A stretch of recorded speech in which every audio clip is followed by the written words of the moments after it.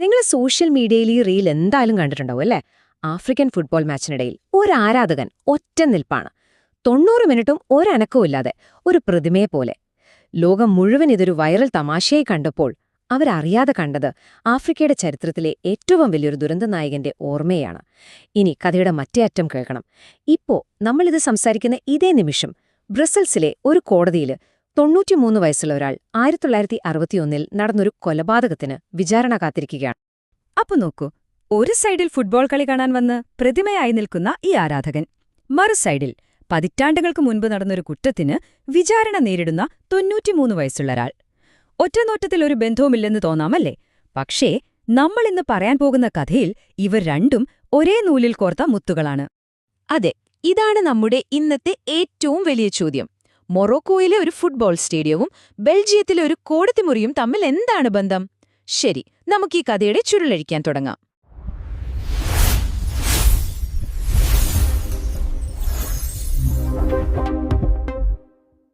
അപ്പോ നമ്മുടെ കഥ തുടങ്ങുന്നത് ഇപ്പോ നടക്കുന്ന സംഭവത്തിൽ നിന്നാണ്.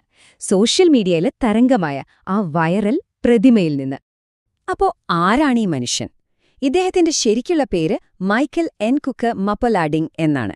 പക്ഷേ ലോകം മുഴുവൻ ഇദ്ദേഹത്തെ വിളിക്കുന്നത് ലുമുംബ വിയ എന്നാണ്. അതിന്റെ അർത്ഥം ലുമുംബയുടെ വഴി എന്ന്. കാരണം സിമ്പിളാണ്. ഓരോ കളിയിലും അദ്ദേഹം അനുകരിക്കുന്നത് കോങ്കോയുടെ തലസ്ഥാനമായ കിൻഷാസയിലുള്ള ഒരു പ്രതിമയാണ്. ആഫ്രിക്കൻ സ്വാതന്ത്ര്യസമരങ്ങളുടെ ഇതിഹാസമായിരുന്ന പാട്രസ് ലുമുംബയുടെ പ്രതിമയെ. അപ്പോ എന്തിനാണ് ഒരാളിങ്ങനെ ചെയ്യുന്നത്? ഒരു ഫുട്ബോൾ മാച്ചിനിടയിൽ 90 മിനിറ്റ് അനങ്ങാതെ നിൽക്കുക, അത് വെറുമൊരു ഷോ അല്ല. അദ്ദേഹത്തിന്റെ തന്നെ വാക്കുകളിൽ പറഞ്ഞാൽ അതൊരു ദേശസ്നേഹപരമായ ദൗത്യമാണ്. കോങ്കോയുടെ അന്തസ്സിനും സ്വാതന്ത്ര്യത്തിനും വേണ്ടി നിലകൊണ്ട ഒരു വലിയ മനുഷ്യനുള്ള ആദരവ്. ഒപ്പം കളിക്കളത്തിലുള്ള സ്വന്തം ടീമിന് ഒരു നിശബ്ദ പിന്തുണയും. അപ്പോ സ്വാഭാവികമായും അടുത്ത ചോദ്യം വരും, ആരായിരുന്നു ഈ പാട്രിസ് ലുമുംബ? എന്തിനാണ് ഈ ആരാധകൻ ഇത്രയും വലിയൊരു ആദരം അദ്ദേഹത്തിന് നൽകുന്നത്? ശരി, ആ ഉത്തരം കണ്ടെത്താൻ നമുക്ക് കുറച്ചൊന്ന് ചരിത്രത്തിലേക്ക് പോകാം. ഇതെന്ന് നോക്കിക്കേ, ഒരു സാധാരണ പോസ്റ്റ് ഓഫീസ് ക്ലർക്കിൽ നിന്ന് ഒരു രാജ്യത്തിന്റെ ആദ്യത്തെ പ്രധാനമന്ത്രിയിലേക്ക്. അതും വളരെ പെട്ടെന്നായിരുന്നു ലുമുംബയുടെ വളർച്ച. 1958 സ്വന്തമായി ഒരു പാർട്ടി രൂപീകരിക്കുന്നു. വെറും 2 വർഷം കൊണ്ട് 1960 കൊളോണിയൽ ഭരണത്തിൽ നിന്ന് സ്വാതന്ത്ര്യം നേടിയ കോങ്കോയുടെ ആദ്യത്തെ പ്രധാനമന്ത്രിയാവുന്നു. അവിശ്വസനീയമായ ഒരു മുന്നേറ്റം. ഇനി ആ കഥയിലെ ഏറ്റവും നിർണായകമായ ഒരു ദിവസത്തിലേക്ക് വരാം. 1960 ജൂൺ 30, കോങ്കോയുടെ സ്വാതന്ത്ര്യദിനം. വേദിയിൽ ബെൽജിയത്തിന്റെ രാജാവുണ്ട്. അദ്ദേഹം പ്രസംഗിക്കാൻ തുടങ്ങി. എന്തിനെക്കുറിച്ചാണെന്നറിയാമോ? കോങ്കോയെ അടിമയാക്കി ഭരിച്ച് ലക്ഷക്കണക്കിന് ആളുകളെ കൊന്നൊടുക്കിയ സ്വന്തം മുതുമുത്തച്ഛന്റെ പ്രതിഭയെക്കുറിച്ച്. സ്വാതന്ത്ര്യമെന്നത് ബെൽജിയം കോങ്കോക്ക് കൊടുത്തൊരു വലിയ സമ്മാനം പോലെയായിരുന്നു അദ്ദേഹത്തിന്റെ സംസാരം. ആ നിമിഷം ആരും പ്രതീക്ഷിക്കാതെ മുൻകൂട്ടി തയ്യാറാക്കിയ പരിപാടികളെല്ലാം തെറ്റിച്ച് കോങ്കോയുടെ പുതിയ പ്രധാനമന്ത്രി പാട്രിസ് ലുമുംബ മൈക്കിന്റെ അടുത്തേക്ക് വന്നു. രാജാവിന്റെ മുഖത്തു നോക്കി ഒട്ടും മടിക്കാതെ അദ്ദേഹം പറഞ്ഞു, ഈ സ്വാതന്ത്ര്യം നിങ്ങൾ തന്ന ഭിക്ഷയല്ല, ഇത് ഞങ്ങളുടെ കണ്ണീരും ചോരയും തീയും കൊണ്ട് ഞങ്ങൾ നേടിയെടുത്തതാണ്. ആ വേദിയിലുണ്ടായിരുന്ന ബെൽജിയംകാരൊക്കെ അക്ഷരാർത്ഥത്തിൽ ഞെട്ടിപ്പോയി. അതൊരു പ്രസംഗമായിരുന്നില്ല, ഒരു പ്രഖ്യാപനമായിരുന്നു. ആ ഒരൊറ്റ പ്രസംഗം, അത് ലുമുംബയുടെ വിധി തന്നെ മാറ്റിമറിച്ചു. അതൊരു വെറും പ്രസംഗമായിരുന്നില്ല, മറിച്ച് അന്നത്തെ ലോകശക്തികളോടുള്ള ഒരു വെല്ലുവിളിയായിരുന്നു. അപ്പോ എന്തുകൊണ്ടാണ് അവർക്ക് ലുമുംബ ഇത്ര വലിയൊരു ഭീഷണിയായി തോന്നിയത്? കാരണം വളരെ ലളിതമാണ്. ലുമുംബയുടെ ദേശീയത, അതായത് കോങ്കോയുടെ സമ്പത്ത് കോങ്കോക്കാർക്കുള്ളതാണെന്ന അദ്ദേഹത്തിന്റെ നിലപാട് ബെൽജിയത്തിനും അമേരിക്കയ്ക്കും ഒരുപോലെ തലവേദനയായി. പോരാത്തതിന് അദ്ദേഹം സഹായത്തിനായി തിരിഞ്ഞത് സോവിയറ്റ് യൂണിയനോടാണ്. ഓർക്കണം, ഇത് കട്ട ശീതയുദ്ധത്തിന്റെ സമയമാണ്. അതോടെ ലുമുംബ അവരുടെ കണ്ണിൽ നമ്പർ 1 ശത്രുവായി മാറി. എന്തിനാണ് കോങ്കോയ്ക്ക് ഇത്രയും പ്രാധാന്യമെന്നറിയാൻ ഈ കണക്കുകൾ നോക്കിയാൽ മതി. അന്ന് ലോകത്തിനു വേണ്ട യുറേനിയത്തിന്റെ പകുതിയും കോങ്കോയിൽ നിന്നായിരുന്നു. ഇന്നത്തെ ഇലക്ട്രിക് കാറുകളുടെയും ഫോണുകളുടെയുമൊക്കെ ബാറ്ററി ഉണ്ടാക്കുന്ന കൊബാൾട്ടിന്റെ 75% അവിടെ നിന്നായിരുന്നു. എന്നുവേണ്ട, ഹിരോഷിമയിൽ അമേരിക്കയിട്ട് ആറ്റം ബോംബിലുള്ള യുറേനിയം പോലും കോങ്കോയിൽ നിന്നാണ് ഖനനം ചെയ്തത്. അപ്പോൾ സോച്ചിയെ, അത്രയും വലിയൊരു സമ്പത്തിന്റെ കൺട്രോൾ വിട്ടുകൊടുക്കാൻ അവർ തയ്യാറാകും? ശരി, ഇനിയാണ് നമ്മൾ ഈ കഥയിലെ ഏറ്റവും ഭീകരമായ, മനുഷ്യമനസ്സാക്ഷിയെ ശരിക്കും മരവിപ്പിക്കുന്നൊരു ഭാഗത്തേക്ക് കടക്കുന്നത്. ലുമുംബയുടെ അവസാന നാളുകളിലേക്ക്.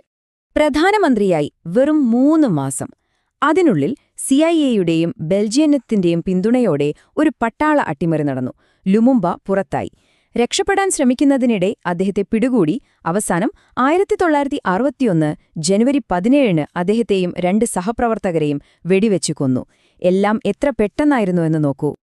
അവർ ലുമുംബയെ കൊന്നു. പക്ഷേ അവിടം കൊണ്ടും നിർത്തിയില്ല. അവർക്ക് അദ്ദേഹത്തിന്റെ ശരീരം പോലും ഒരു ഭീഷണിയായിരുന്നു. നാളെ അതൊരു സ്മാരകമായി, ഒരു തീർത്ഥാടന കേന്ദ്രമായി മാറുമെന്ന് അവർ ഭയന്നു. അതുകൊണ്ടവർ ചെയ്തതെന്താണെന്നോ? ആ ശരീരം വെട്ടിനുറുക്കി കഷ്ണങ്ങളാക്കി, എന്നിട്ട് സൾഫ്യൂരിക് ആസിഡിലിട്ട് പൂർണ്ണമായി അലിയിച്ചു കളഞ്ഞു, ഒരടയാളം പോലും ബാക്കി വെക്കാതെ. പക്ഷേ ഒരൊറ്റ കാര്യം മാത്രം ബാക്കിയായി. ഇത് കേൾക്കുമ്പോൾ തന്നെ നമുക്ക് വല്ലാത്തൊരു ഞെട്ടലുണ്ടാവും. ആ കൊലപാതകത്തിന് നേതൃത്വം കൊടുത്ത ജെറാർഡ് സൂട്ടെ എന്ന ബെൽജിയൻ പോലീസ് ഓഫീസർ ലുമുംബയുടെ സ്വർണം കെട്ടിയ ഒരു പല്ല് ഊരിയെടുത്തു. എന്തിനാണെന്നോ? ഒരു ട്രോഫിയായിട്ട്. ഒരു തുവാലയിൽ പൊതിഞ്ഞ് പതിറ്റാണ്ടുകളോളം അയാളത് സൂക്ഷിച്ചുവെച്ചു. ആ മനുഷ്യന്റെ ആകെയുണ്ടായിരുന്ന ഭൗതികാവശിഷ്ടം, ആ ഒരൊറ്റ പല്ല്. ആ പല്ലാണ് ഈ കഥയെ വീണ്ടും വർത്തമാനകാലത്തേക്ക് കൊണ്ടുവരുന്നത്.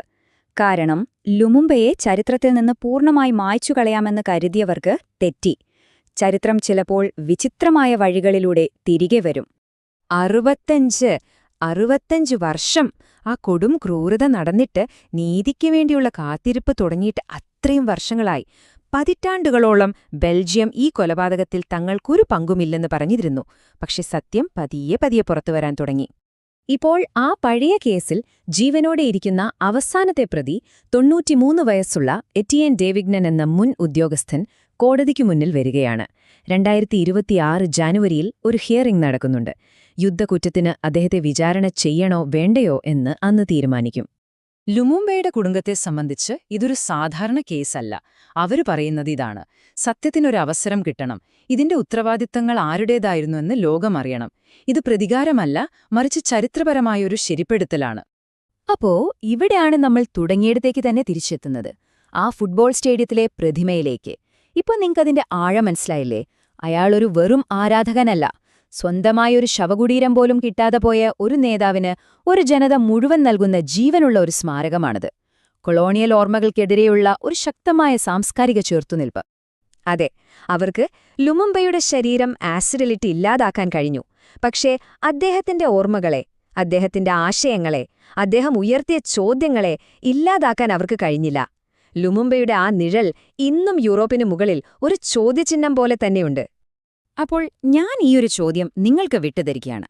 65 വർഷം വൈകി വരുന്ന നീതിക്ക് യഥാർത്ഥത്തിൽ എന്തർത്ഥമാണുള്ളത്? ഒരാളെ ചരിത്രത്തിൽ നിന്ന് തന്നെ മായ്ക്കാൻ ശ്രമിക്കുമ്പോൾ എങ്ങനെയാണ് ഒരു ഫുട്ബോൾ സ്റ്റേഡിയം അയാളെ വീണ്ടും ജീവിപ്പിക്കുന്നത്? ഇതിനെക്കുറിച്ചൊന്ന് ചിന്തിച്ചു നോക്കൂ.